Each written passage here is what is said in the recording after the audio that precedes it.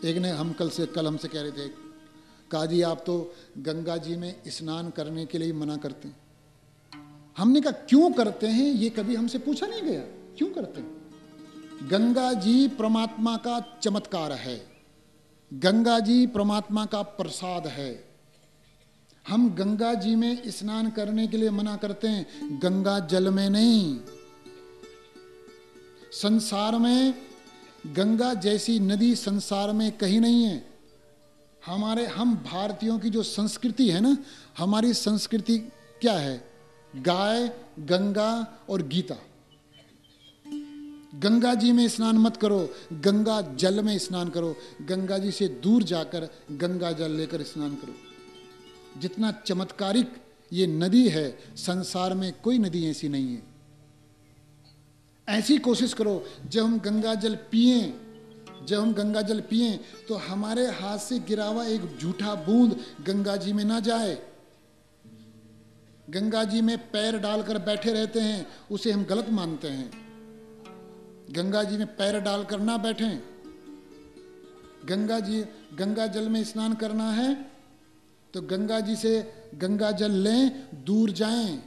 गंगा जल का तो एक लोटा ही बहुत है, डुबकी लगाने की आवश्यकता नहीं, एक लोटा ही बहुत है। गंगा जल लिया एक लोटा, दूर चले गए। हमारे नहाए हुआ जल वहां गंगा जी में ना जाए। पहले लोग गंगा स्नान करते थे, इतना प्रदूषण नहीं था। गंगा जी गोमुख से लेकर गंगा सागर तक वैसी ही थी जैसे गोमुख में। गंगा जी वैसे ही निर्मल, वैसे ही शक्तिशाली जैसे गोमुख में है, वैसी गंगा सागर में थी। लोग स्नान करते थे। आज प्रदूषण इतना ज्यादा हो गया, हरिद्वार में ही गंगा जल में वो महत्ता कम होती गई। हाँ, गोमुख में है, देवप्रयाग में है। ऐसा ना हो कि गंगा जल की महत्ता, गंगा जी की महत्ता केवल गंगोत्री तक ही रह जाए। ऐसा प्रयास हो कि ये महत्ता गंगा सागर तक हो।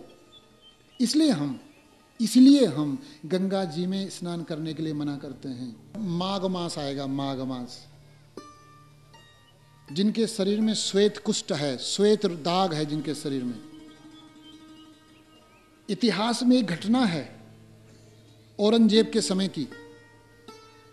एक के शरीर में श्वेत कुष्ठ हो गया था। उसने माघ मास में गंगा जी किनारे कल्पवास किया। कल्पवास माने पूरा 1 महीना गंगा जल से ही नहाया, गंगा जल ही पिया, गंगा जल में ही ज्यादा प्रयोग गंगा जल का हुआ। श्वेत कुष्ठ ठीक हो गया। ये औरंगजेब के समय की घटना है। गंगा जल में इतनी शक्ति है, वो परमात्मा का प्रसाद है। इसलिए हम गंगा जी में स्नान करने के लिए मना करते हैं।